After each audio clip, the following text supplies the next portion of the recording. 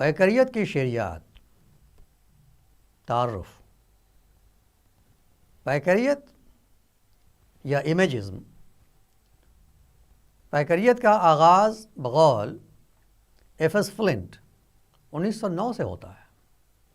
ایک لحاظ سے پوئٹس کلب کے ساتھ ہی امیجسٹ تحریک یا امیجسٹ موومنٹ کی بھی ابتدا ہو جاتی ہے. اس کلب کی بنیاد 1908 میں رکھی گئی تھی، جس میں ہیوم نے پہلی مرتبہ امیج سے موسوم کیے بغیر اپنی مختصر نظموں میں بڑی خوبصورتی سے امیج خلق کیے تھے. اس تحریک کے پروان چڑھانے میں جن 8 افراد کا رول اہم رہا ہے ان میں ایزرا پاؤنڈ، ہلڈا ڈولٹل، جے جی فلیچر، ایمی لوویل امریکن تھے، اور ہیوم، رچرڈ ایلڈنگٹن، ایف ایس فلنٹ اور ڈی ایچ لارنس انگلستان سے تعلق رکھتے تھے. ڈی ایچ لارنس پیکر پسندوں کے مخالف جارجین گروہ کے مجموعوں میں بھی شامل کیا جاتا تھا. اصولی طور سے جارجین اور پیکر پسندوں کے مابین جو ایک بڑی خلیج ہے، ایزرا پاؤنڈ کو اس کا شدید احساس تھا. اسی باعث وہ آگے چل کر امیجسٹ تحریک سے قطع تعلق کر لیتا ہے. علامتیت کے بعد اس تحریک کی تاریخی اور ایک اعتبار سے لسانی اہمیت ہے.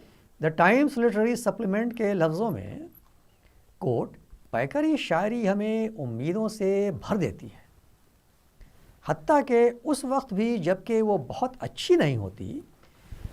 اس پیرائے میں بہت اچھی شاعری کی امید ضرور کی جا سکتی ہے. انکوٹ. ہیوم امیجزم کے اہم نمائندوں میں سے ایک ہے. اس نے 1908 سے اپنے باغیانہ تنقیدی خیالات کا اظہار کرنا شروع کر دیا تھا. اس کے ذہن پر برگسا کے فلسفے کا گہرا اثر تھا. ریمی دی گورمان نے بھی اس کی فکری و ذہنی تشکیل میں زبردست حصہ لیا تھا. خود ہیوم نے اپنے مجرد تصورات کو چند نظموں کے ذریعے محسوس و عملی شکل میں پیش کیا، جو ادب میں واقعی ایک نئی چیز تھی. پوئٹس کلب میں ان نظموں کو موضوع بحث بنایا گیا اور عام طور پر ان نظموں کی تازہ کاری کی اہمیت تسلیم کی گئی. موڈول کا مقصد: 20ویں صدی میں جن فنی اور ادبی تحریکات و رجحانات نے تنقید کو نئے تصورات سے مالا مال کیا، ان میں امیجسٹ تحریک یا پیکری تحریک کی خاص اہمیت ہے. ہمارے طلباء علامتی تحریک کے تحت ان کے تنقیدی تصورات کا علم حاصل کر چکے ہیں، جس نے علامت کا نیا تصور دیا تھا اور اس بات پر زور دیا تھا کہ ہر لفظ ایک علامت ہے. علامت شعور کی بھی ہوتی ہے اور لاشعوری بھی. علامتی تحریک کے تحت شعری زبان و بیان کی دنیا میں کئی تبدیلیاں واقع ہوئیں، لیکن علامتی لفظ میں ابہام بھی واقع ہوتا ہے. وہ کسی ایک معنی کی طرف اشارہ نہیں کرتا، جبکہ پیکری تحریک نے شفافیت کا تصور دیا کہ معنی واضح ہونے چاہیے. شعر میں ان الفاظ اور الفاظ کی جھرمٹ خلق کرنے پر زور دیا جو ہمارے حواس کو متحرک کرنے کی قوت رکھتے ہوں. تصویر سازی کا نام پیکر سازی نہیں ہے. ہمارے طلباء کو یہ علم ہونا چاہیے کہ جہاں پیکر ہوگا وہاں ذہن میں کوئی نہ کوئی متحرک تصویر ابھرے گی، جس میں کسی قسم کا ابہام ہوگا، نہ کوئی دھند. ہیوم، ایزرا پاؤنڈ، فلنٹ اور اسٹور کے تنقیدی تصورات نے 20ویں صدی کے نصف اول میں بنیاد سازی کا کام کیا تھا. ان کا اصرار اس بات پر تھا کہ الفاظ کی بھرمار سے گریز کرنا چاہیے. اختصار و اجمال شعر کی بنیادی خوبی ہے. شاعری میں صحیح، نقد درست اور قطعی پیشکش سے کام لیا جائے. شاعری کے لیے عروضی اوزان ضروری شرط نہیں. طویل نظم ایک بے معنی سی بات ہے، مختصر اور آزاد نظم پر ترجیح۔ ہمارے طلباء کے لیے درج بالا تصورات نئے ہیں جو تفصیل طلب ہیں۔ زیر نظر سبق میں انہی تصورات کی تحلیل و توضیح کی گئی ہے، علاوہ اس کے پیکریت اور نفسیات کے تعلق پر روشنی ڈالی گئی ہے۔ یہ پیکر حال موجود سے لے کر ما قبل تاریخ اور عالم انسانیت کے تاریک ترین جنگل کے عہد تک محیط ہیں۔ پیکریت کے بنیادی تصورات۔ 1909 میں ہیوم کا شعری مجموعہ ریپوسٹس کے نام سے شائع ہوتا ہے۔ ہیوم نے پہلی بار اپنی کتاب میں امیج کا لفظ استعمال کیا۔ 1912 میں پوئٹری نام کے مجلے میں رچرڈ ایلڈنگٹن کی 3 نظمیں اس تعارف کے ساتھ شائع ہوتی ہیں کہ رچرڈ ایلڈنگٹن ایک پیکر ساز شاعر ہیں۔ ان کا تعلق اس گروہ سے ہے جو کہ شاعری میں آزاد حیت کے تعلق سے نت نئے تجربے کا حامی ہے اور جو یونانیوں کی طرح پرجوش و سرگرم ہے۔ یہ گروہ وہ ہے جو کہ فرانسیسی شاعروں مثلا ملارمے وغیرہ کی طرح انگریزی نظموں میں سبک اور لطیف لے کا تجربہ کر رہے ہیں۔ پہلی مرتبہ پوئٹری بابت مارچ 1913 میں فلنٹ نے پیکریت عنوان کے تحت مندرجہ ذیل اصولوں کی نشاندہی کی۔ 1. شاعری میں شے سے راست مکالمہ، یعنی شے کو بلا واسطہ برتنا، خواہ وہ معروضی ہو یا موضوعی۔ 2. ایسے الفاظ کو قطعی متروک قرار دینا جو اشیاء کی نمائندگی میں مددگار ثابت نہ ہوں۔ 3. جہاں تک موزونیت کا تعلق ہے، تال اور سم کے اتار چڑھاؤ کے بجائے موسیقانہ الفاظ کے ذریعے ادائیگی۔ یہاں فلنٹ اس خیال کی بھی تردید کرتا ہے کہ امیجز تحریک روایت کی تردید کرتی ہے، جبکہ امیجز تحریک سے اعلیٰ روایتوں کی ایک بار پھر تجدید ہوتی ہے۔ یہ اعلیٰ روایتیں کلاسیکی ادب عالیہ سے تعلق رکھتی ہیں۔ سیفو، کیٹولس، ویلان وغیرہ کی شاعرانہ اقدار کو فلنٹ صحت مند اور ہمیشہ زندہ رہنے والی اقدار قرار دیتا ہے۔ تقریباً اسی زمانے میں اس گروہ کے اہم شاعر اور نقاد عزرا پاؤنڈ نے اپنا تاریخی اعلان نامہ شائع کیا، جس میں اس نے وسیع پیمانے پر پیکر سازی کے اصولوں پر بحث کی ہے۔ پاؤنڈ نے مندرجہ ذیل اصولوں کو مرکزی اہمیت دی۔ 1. عام بول چال کی زبان استعمال کی جائے اور ہمیشہ قطعی الفاظ برتے جائیں، نہ کہ آرائشی نوعیت کے۔ 2. نئے اوزان دریافت کیے جائیں تاکہ نئے موڈز اور نئی کیفیات کے اظہار میں آسانی ہو سکے۔ پرانے اوزان کی نقالی سے اس لیے گریز برتا جائے کہ وہ صرف پرانے موڈز کی یافتنی کے سوا اور کوئی کام انجام نہیں دے سکتے۔ ہمیں صرف آزاد نظم کی حیت پر ہی اصرار نہیں کہ شاعری کا یہی ایک طریقہ اظہار ہے۔ ہم صرف آزادی کے حصول کے پیش نظر آزاد نظم کے تحفظ کے لیے برسر پیکار ہیں۔ ہم اس بات پر یقین رکھتے ہیں کہ ایک شاعر کی انفرادیت روایتی حیتوں کی نسبت آزاد نظم کی حیت میں غالباً بہتر طور پر اجاگر ہو سکتی ہے۔ شاعری میں ایک نئی لے کا مطلب ایک نیا خیال ہوتا ہے۔ موضوع کے انتخاب میں مکمل آزادی پرزور ہوائی جہازوں اور موٹر کاروں پر خراب انداز میں شاعری کرنا اچھے فن کی ضمانت نہیں۔ نہ ہی ماضی کے تعلق سے بہتر شاعری کرنا لازمی طور پر ہر برا فن قرار دیا جا سکتا ہے۔ ہم جدید زندگی کی فنی قدر پر شدید یقین رکھتے ہیں، پھر بھی ہم واضح کر دینا چاہیں گے کہ کوئی بھی چیز اتنی مجہول اور قدیم طرز کی نہیں جتنا کہ 1911 میں تیار کردہ ہوائی جہاز ہے۔ پیکر خلق کرنا ہمارا مصوری کا اسکول نہیں ہے۔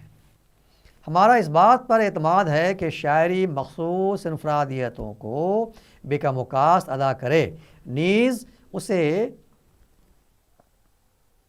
مبہم بیان سے خواہ وہ کتنا ہی پرشوکت اور شاندار کیوں نہ ہو گریز برتنا چاہیے۔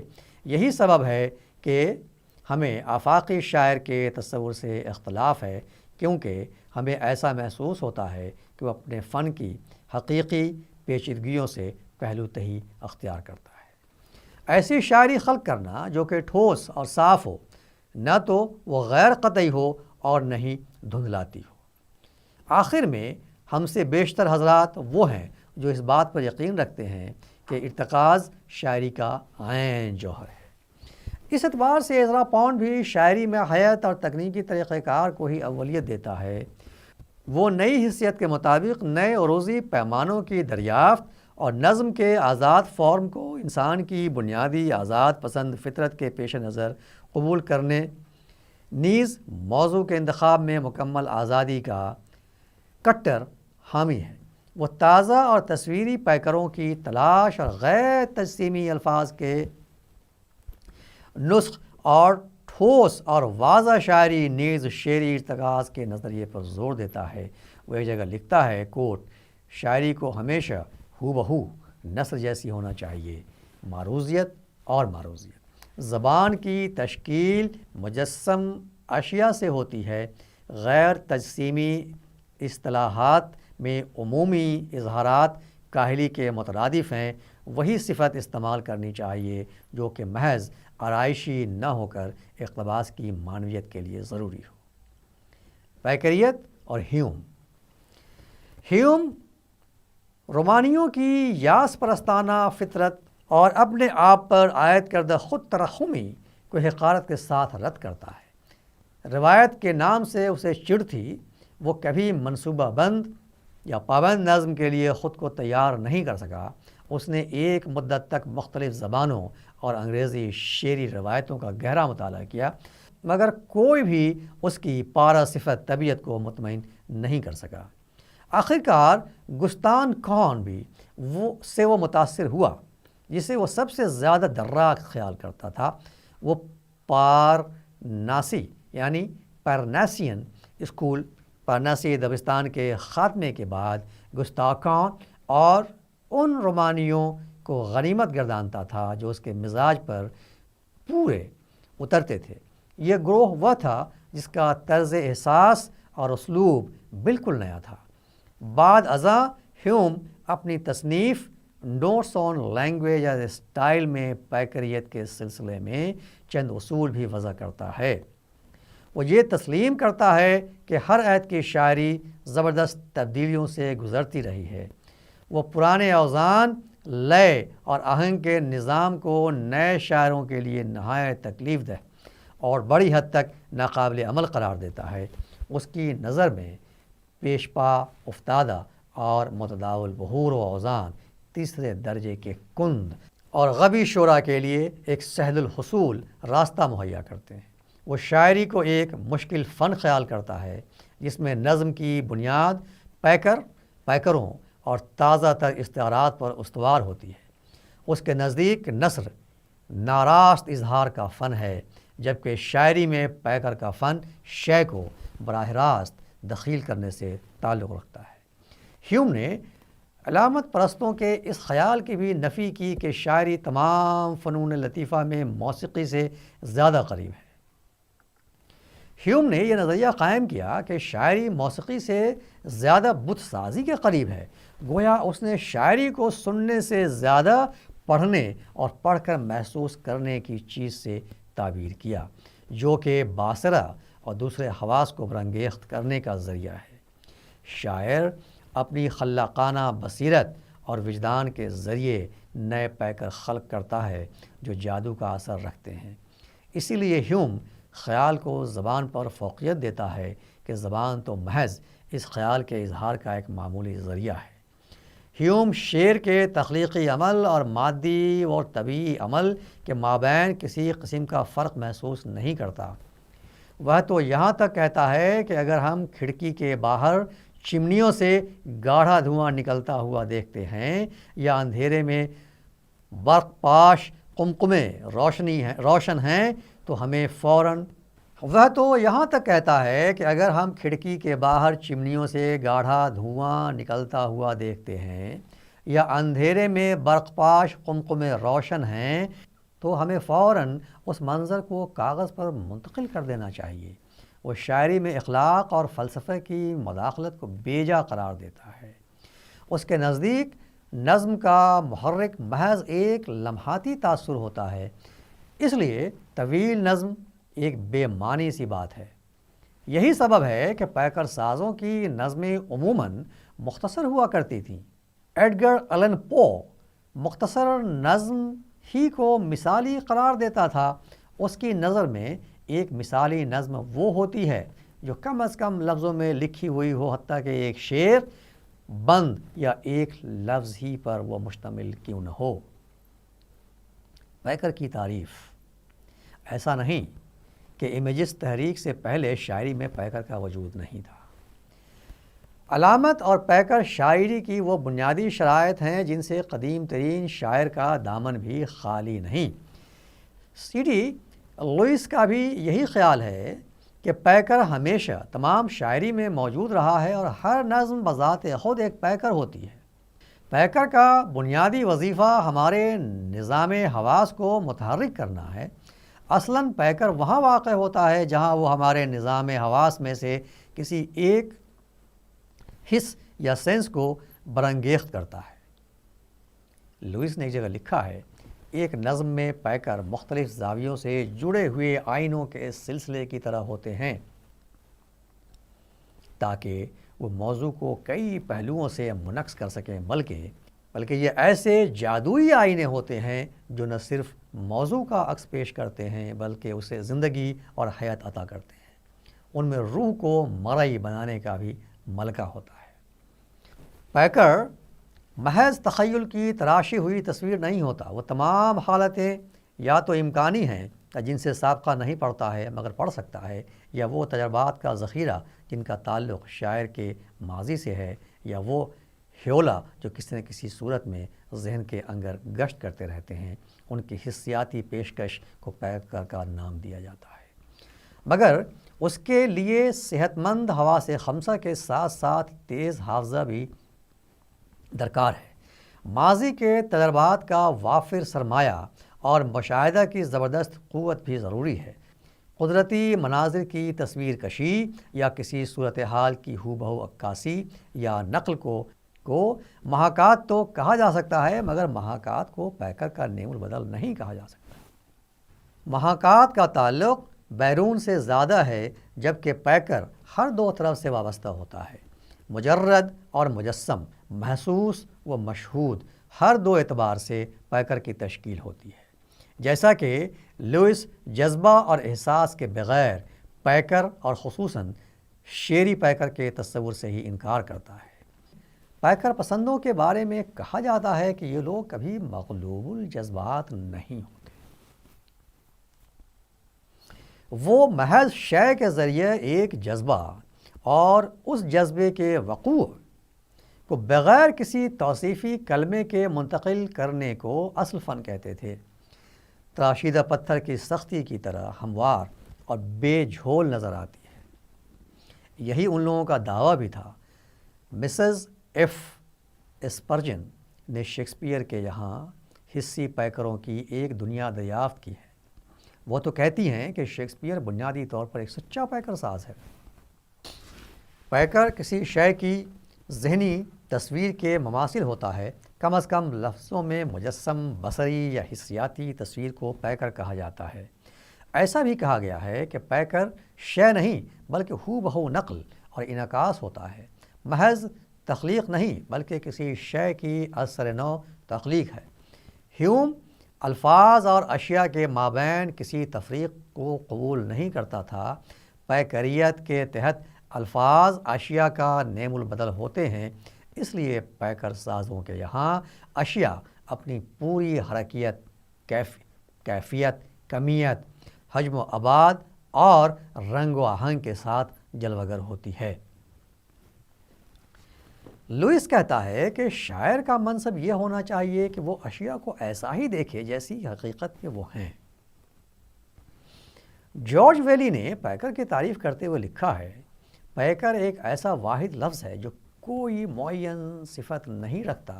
ایسا کوئی طریقہ نہیں کہ شاعری میں ہم قطعی طور سے یہ نشاندہی کر سکیں کہ کہاں سے شروع ہوتا ہے اور کہاں پر ختم اور ایسا کوئی حتمی ضابطہ نہیں جس بنا پر یہ حکم لگایا جا سکے کہ ایک پیکر اپنے آپ میں کیا ہوتا ہے اور کیا نہیں۔ فلنٹ، اسٹورر اور پاؤنڈ کے تصورات۔ ہیوم اور اسٹورر نظم کی آزاد حیت پر اس لیے زور دیتے ہیں کہ پابند حیت محض ایک منصوبے کی حامل ہوتی ہے جس نے تختی اور روز پر مسلسل مشق کے بعد مہارت حاصل کر لی ہو، وہ بھی چند خیالات اور موضوعات کو کسی تکنیکی ڈھانچے میں ڈھال سکتا ہے، خواہ وہ مناسب خلاقانہ صلاحیتوں سے برابر ہو یا نہ ہو۔ اس اعتبار سے پیکر سازوں نے جہاں ایک طرف مصورانہ محاکاتی عمل پر زور دیا، وہیں دوسری طرف مختصر اور آزاد نظم کی ترویج کی بھی بھرپور حمایت کی۔ ہیوم اور پاؤنڈ دونوں ہی اس خیال پر متفق تھے کہ شعری تصورات ان اشیاء کی نقش کاری کے ذریعے ہی بہتر طور پر ادا ہو سکتے ہیں۔ 1912 میں پاؤنڈ، ڈو لٹل اور رچرڈ ایلڈنگٹن کی شاعری میں پیکر سازی کے نئے اور حیرت انگیز تجربے سے بہت متاثر ہوتا ہے۔ پاؤنڈ پہلی دفعہ اس نوع کی شاعری کو پیکری امیجز کے نام سے موسوم کرتا ہے۔ ایچ ڈی اور ایلڈنگٹن کی ان نظموں کو ہیریٹ منرو کے پاس اس تعارف کے ساتھ روانہ کر دیتا ہے کہ نظمیں جدید ہیں، ان کا موضوع کلاسیکی ہے، یہ اختصار کی حامل ہیں، یہ معروضی رنگ رکھتی ہیں، ان کا انداز یونانیوں کی طرح راست ہے، ان نظموں میں بے جا صفات ایڈجیکٹو کی بھرمار ہے اور نہ ہی استعارات غیر واضح ہیں۔ نفسیات اور تصور پیکریت۔ شعری پیکروں کو پوری طرح سمجھنے کے لیے ایک پیکروں کی نفسیاتی توضیحات پر بھی غور کرنا ضروری ہے۔ تحلیل نفسی کے تحت علامت کے ساتھ ساتھ پیکروں کو بھی اہمیت دی گئی ہے۔ نفسیاتی ماہرین کے مطابق پیکر تجربہ ماضیہ سے تعلق رکھتا ہے اور اپنے آپ میں ماضی سے وابستگی کے باعث حیرت انگیزی کا بھی حامل ہوتا ہے۔ اسی لیے کہا جا سکتا ہے کہ پیکر دھندلا، کہر آلود، نامکمل اور غیر یقینی ایسی کیفیات کا حامل ہوتا ہے۔ اسے دیرپا یا مستقل صورتحال سے تعبیر نہیں کیا جا سکتا کیونکہ زمانی بود ان میں خواب انگیز کیفیت کو راہ دیتا ہے۔ عموماً آنکھ موند لینے پر یا کان بند کر لینے پر یا تھوڑی دیر کے لیے گمسم ہو کر غور کرنے پر پیکر ذہن کی پلیٹ پر لہرانے لگتا ہے۔ بہرحال پیکر کو تجربے سے منقطع نہیں کر سکتے۔ ممکن ہے چند منتخب تجربات اور واقعات میں سے چند منتخب تجربے ایک مرکب پیکر تعمیر کریں، تاہم حقیقت کا بیان ہی ابادی ڈھانچہ شعری پیکر میں راست طور پر درآمد نہیں کیا جاتا، بلکہ ذہن کا حسیاتی نظام حقیقت کو انگیز کر کے اسے ایک قیاسی واقعی پیکر میں بدل دیتا ہے۔ کیمرہ کی تصویر کو اس لیے پیکر کا نام نہیں دے سکتے کہ اس میں ایک مخصوص قماش کے تحت معمولاتی تکنیک عمل میں آتی ہے۔ ذہن کے حسیاتی اور ترکیبی نظام سے اس کا کوئی تعلق نہیں ہوتا۔ اس طرح تخیل کی تخلیقی قوت پیکر کی تشکیل میں ایک اہم کردار انجام دیتی ہے۔